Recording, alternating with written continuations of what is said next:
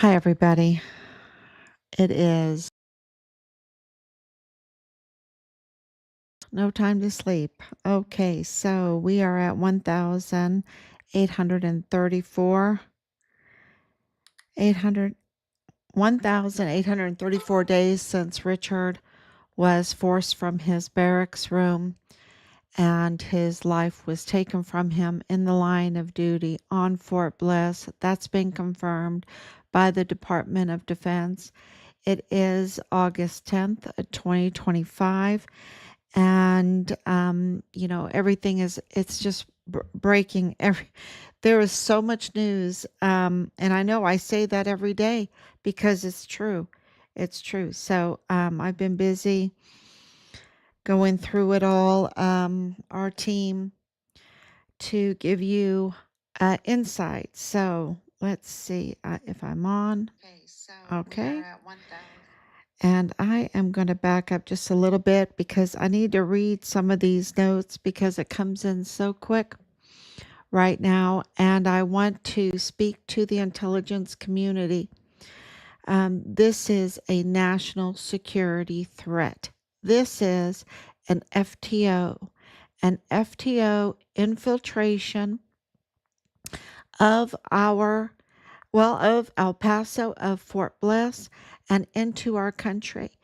And today, listening to President Trump speak on it briefly, he absolutely knows. And of course, he has provided, excuse me, $1.2 billion for a staging ground on Fort Bliss. Why Fort Bliss? This is our opinion because Fort Bliss is federal. Fort Bliss is the front door to the United States. The criminal trafficking corridor is right there in El Paso. Fort Bliss is federal, like I said. It has jurisdiction, and they built this $1.2 billion staging ground for this. Um, and now he has given, and I haven't even posted on this, but he has given the okay for the military to um,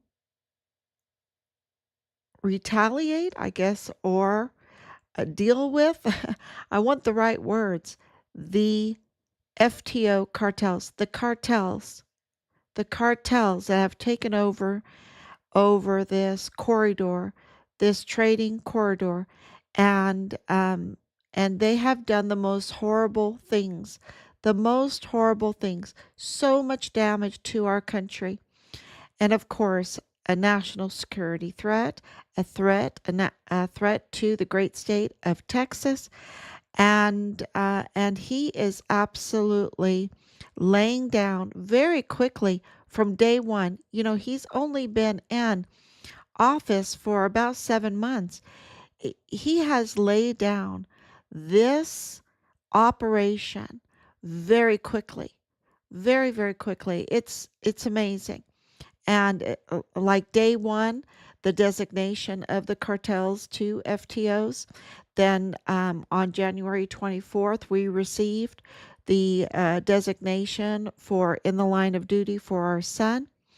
We have absolutely been working right with the president in exposing and identifying the crimes, and documenting the crimes and filing the crimes to bring an end to this capture, this evil claw grip on our country of these cartel operations, these FTOs that have done so much harm to our communities, our families, our loved ones, in a case for our family, even destroying our youngest son who volunteered to serve the United States Army against foreign and domestic enemies. And he did just that as a hero, as a hero.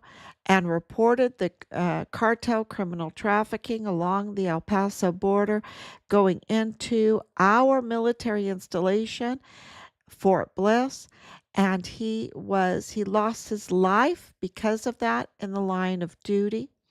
And now President Trump, as the commander in chief, is answering the call to address this, to get accountability, and by all measures to bring home our son. Clear indication of the search of the remains of our son. And so that's what I want to talk to you about today. It is absolutely narco politicians. You see, and I want to thank those that are following for your prayers, for your love, for the addressing Representative Veronica Escobar and her failures and her obvious charade, her obvious charade as a representative for the people of El Paso. It is just, she is so fake. She's a fake charade. Underneath her charade is a very, very evil person, a very evil person. Okay. And I'm not going to say more on that because it's all coming out. And I could sit here and call people names, and you're like, oh, you're just disgruntled Gold Star mother. No, it's all coming out, and I'll leave the law to define her criminal actions. They will define her criminal actions, and there's a lot of them, y'all. There's a lot. And I want it to be absolutely from the law and hold her accountable for the vile and vulgar crimes that she has committed against her constituents, against our country, and against those that live right over the border in Chihuahua, Mexico. And she really has. She really has. And she is connected to, of course, Beto O'Rourke, but she is connected to the medical examiner. It was her doing that put him in that position, that kept him in that position, that paid him in that position. It was her doing as the county judge, her connections. And for the medical examiner, Mario Raskin Ortiz, that is so unqualified, so illegal in that position, and taking hundreds, millions of dollars, y'all, millions of dollars over these years in paychecks illegally, really unqualified. It is really, and he is connected now to these funeral homes and it's vast. The article came out today in Mexico. They have, the families have now connected to, if you don't know what's going on in Juarez, Mexico, please let me tell you. They have uncovered a crematorium. The furnace has not been working since 2022. It's not licensed. And in this discovery, over 400 victims, their remains, their corpses, were stacked up, piled up, pushed in, rats eating their way through these victims. Um, and they were given money. This crematorium that's ran by multi-million-dollar individuals. These are not individuals that live in a Juarez hut. They live in El Paso, and they have these lavish homes, many of them in El Paso, and businesses. Businesses of all kinds and lavish homes. One home of the owner, Raphael, the corpse stacker, he lives next to one of the homes, is right next to Beto O'Rourke. Okay. These are not individuals that live in these shanty houses in Juarez. These are individuals that live in the lap of luxury, high on the hog, in Saus und Braus, my grandmother would say, my Oma, my German Oma, Saus und Braus, high on the hog, lap of luxury. And now they are making excuses for this yard stacked with rotting bodies, rats eating through it, the stink so bad that it's toxic waste, and it is sacrilege against Corpus Christi. Sacrilege against Corpus Christi. And God will not be mocked. God will not be mocked. God is no buttercup. Okay, he's no buttercup. And you know, to have this kind of business and to take and not to even for the oversight to go along with it, which was the governor's mother, Miss Galvan.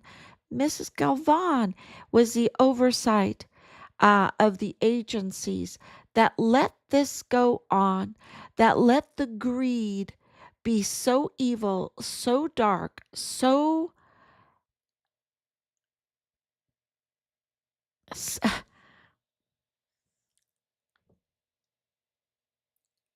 rotten, so rotten that the fraud to take money from the taxpayers, from USAID, from the people of Juarez, and then hand them back a jar full of very fine rock or maybe mixed with some animal ash while and full do some foolery.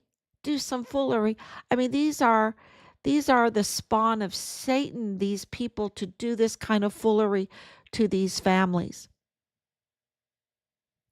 And for the families to think that they're getting back the remains of their loved ones, but something was up and there were many complaints. And the very agency that was overseeing it is connected to funeral homes. And so these funeral homes also operate transnationally, meaning cross border into El Paso.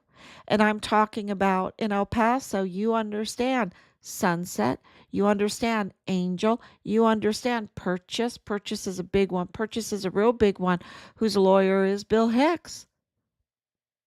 Bill Hicks. He's defending this kind of crematorium um, because Purchase was using it. And of course, Martin Funeral Homes and cashing in on these remains while letting them to rot and be exposed to the most vile conditions with no respect at all, and to do this kind of evil, only the devil could do it, foolery to the families that are paying to get the remains of their loved ones cremated. And during the during the masking time, remember the masking time, the mandates, during the mandates, during the Walmart mass shooting, these very funeral homes offered to take the bodies for free. For free. You think it was for free? No, I don't think it was for free. Um, this is uh, take them over to uh, to Juarez to make them unidentified, right? Unidentified Jane Does, John Does, to cash in on migrant deaths, right? USAID. Um, was that paying? Was that an open checkbook? Was that an open checkbook for them? These are not benevolent people. These are the spawn of Satan. Anybody that allows hundreds of bodies, and I'm putting myself out there when I say that, because people are like, oh my gosh, how could she say something like that? Anyone that allows hundreds of bodies to be stacked up right in the middle of the city, even if it's outside the city, to be stacked up, to lay to rot, to let the rats eat through them, is hell on earth. And hell on earth equals the spawn of Satan. The stench, the stench was so bad, it was toxic. And all the while, the owners are living in the lap of luxury in El Paso. In many different houses. Take your pick. Take your pick. You want to be in this house with this pool, or this house with this tennis court, this house with, three or $400,000 cars. This is how evil. This is how evil this is. And these funeral homes, Martin Funeral Homes, Purchase Funeral Homes, Sunset Funeral Homes, Angel Funeral Homes. I'm doing all this by memory. They are all connected, and they are all connected to Fort Bliss. And of course, mortuary operations. Let's not forget the vile and vulgar um, harassment that we got from those that were working, have a history of working, were connected to the funeral business, that were harassing us. And we connected the dots, and I was saying online, and I can prove it to you. I have all the live streams to prove it to you, that I was saying that there is a common denominator, that they're Mormon. They have this common denominator with the Mormon group, and that they have funeral ties, mortuary ties. And now it's all coming out that we were right once again. We were right once again. And these very mortuary funeral ties were involved in the Walmart mass shooting, orchestration, aftermath, cover up, and also in the targeting of our son, Richard Halliday, and the cover up, and the targeting of our family.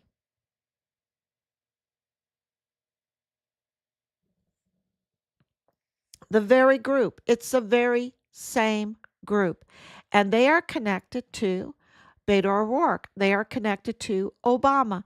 They are connected to the governor of Chihuahua, Maru Campos, and her mother, Maria Eugenia, I think, Galvan, right?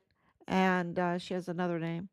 Um, Absolutely connected to the AG over there, Cesar Haragi, and Carlos Manuel Salas, connected to the AG's office, and the arrest the other day uh, of the individual that was involved in the brutal taking of life, mass taking of life of the LeBaron, La Baron, however you pronounce it. I would say LeBaron family.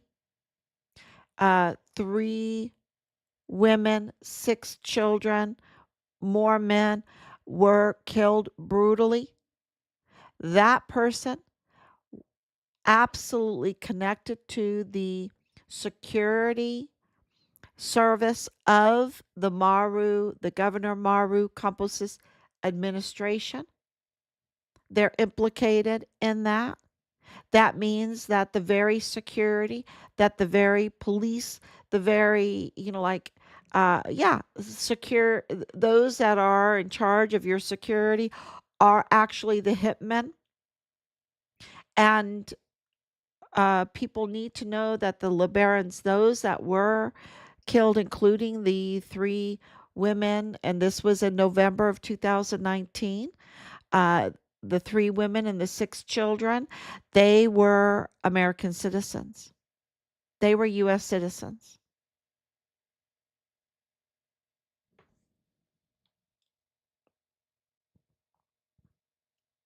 Let's see if I have any comments. Thank you, Martha, for coming on.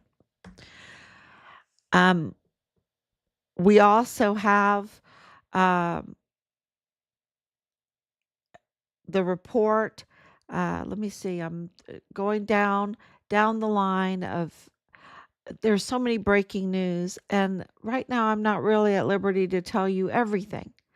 But keep your eye on El Paso. You see that uh, the funeral homes are very involved.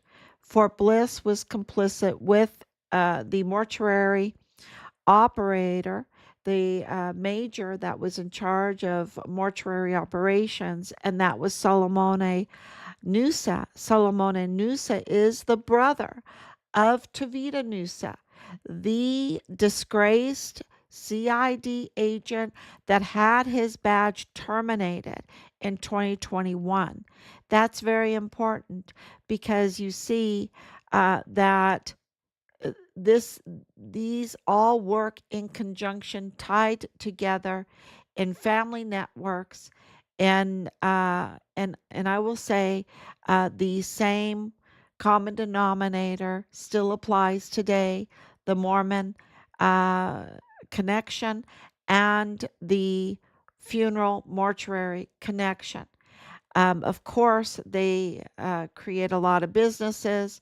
They do a lot of criminal trafficking, and the criminal trafficking then ends in a lot of death. And so they absolutely run the death squad, the funeral homes, the cross border transportation of bodies. And we were told at the beginning, oh, you could never put a body across the border. They were doing it. They have absolutely the ability to go transnational. Purchase crosses that border all the time. They did that with Alexander Gerhard Hofmann. They crossed the border with his body and many others. Um, the other thing about the Walmart mass shooting that I wanted to talk about is the reports were out that it was very, very busy that day. Very busy that day. And the number that they gave us is 3,000, that there was about 3,000 people in the Walmart that day. Well, before all this other breaking news happened, that's connecting everything. Uh, and I was working on demonstrating what 3,000 looks like. I'm a homeschool mom. What does 3,000 look like? So you get a rectangle the shape of Walmart and you put 3,000 dots in it. What does it look like? So I put that up on Find Richard Halliday. I hope you go look at that picture because then when you look at the video, especially the interrogation video, and especially the video of Alexander Gerhard Hofmann, that Western entrance video, you will absolutely look at it differently because everything is in very order. There's not chaos. There's not like people that would have thrown things or jumped behind things, knocking things over. Or, you just don't see any of that. And that's what it would look like with 3,000 people. And there you would see a lot more injured individuals. And so we were lied to. That's what I'm saying. We were absolutely lied to about the events of that day. And am I saying it wasn't bloody? I'm saying it was bloody. It was bloody, but we were lied to about the events that day, and it's not over. That case is not over. We need to absolutely get answers for what happened that day. And I think we're in the right administration to get them. We're in the right position to get them.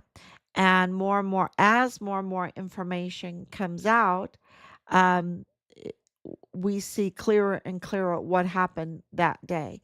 And those that participated in the orchestration and the lies, the lying narrative of that day, about that day, need to be held accountable, because there's no justice unless we have to tell the truth, the whole truth, and nothing but the truth. So help me God, right? We have no justice if we can't depend on people saying the truth. And I know a long time ago I learned about the beginning of the United States, how if you were not a baptized Christian, you cannot give testimony in a court of law because your word could not be trusted. And I thought that was really odd. I thought it was pretty harsh, you know. But through this whole process, I'm thinking, oh, no wonder, no wonder, because these operators for Satan, um, they just lie. They just lie, lie, lie. And they really hinder the court of justice. Absolutely. And not only hinder it, but they exploit it. They exploit it with open checkbooks, millions and millions of dollars, and then look at how they commit a sacrilege against Corpus Christi. You know,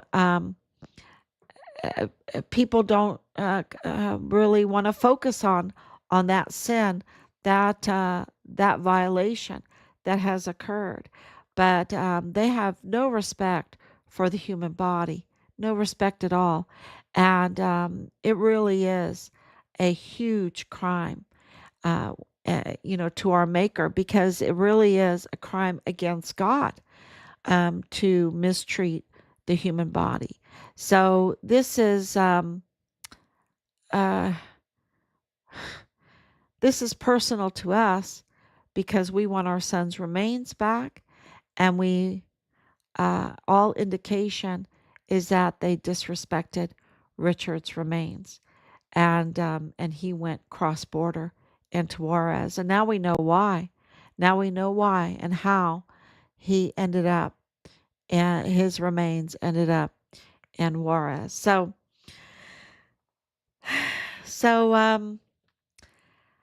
it is so late, um, but this is what it takes to get justice. It's not easy.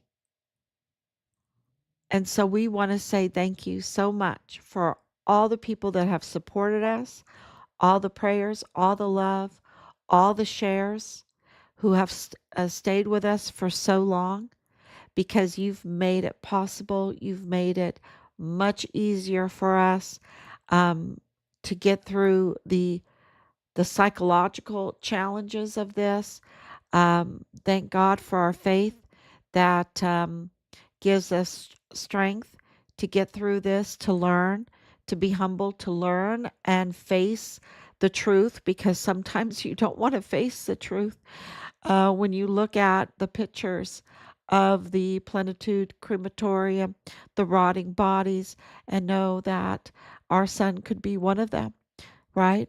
One of them, and to get reports that the rats were eating through the bodies, that the stench was so bad, um, and to control the emotions, and really think through how we are going to relay this to the intelligence community, to the people that love freedom, that love our country, that love good, that love God, that respect Corpus Christi, those that have faith, that want to live in a community that has law-abiding citizens for safety and for prosperity, instead of being exploited. Uh, there's no wonder our taxes are so high because they're exploiting us because they're the security, right? They're the rotten cartel. Sinaloa cartel is the FTO, right? Um, and so we need to, and they're not just in Juarez, they're all through the United States. And that corridor, the door that they come through, is El Paso, those border entry. So this is all of this um, account, moves towards accountability, like the arrest of the LeBaron family um, hitman and those behind that. The arrest of the crematorium operators, they're still, the fugitive Raphael, the corpse stacker that is living in Sausenbraus, living high on the hog, living in lap of luxury while making excuses, saying, "Oh, our furnace was broken, we couldn't fix it." Are you kidding me? What about selling one of your Lamborghinis? What about, come on. That this is all about greed. This is all about um, um, being in line with Satan, with the dark side, going over to the dark side. That's what this is all about. So bringing hell on earth, right? But but God is no buttercup, and even bringing a Gold Star family into this is just uh, you know it just shows you how strong, what strength he gives, even our family. Um, and we have absolutely stood up to these bullies and will continue to do so. So, and these families of the victims that got, crushed rock and some animal ashes back, the fraud is just over, and our hearts go out to them. We are in line with them. We are supporting them. We are working behind the scenes, reporting all of this to the American agencies. And we are, uh, real in prayer, constant prayer to get justice for their loved ones and also for Richard. So thank you so much. God bless you. And I will be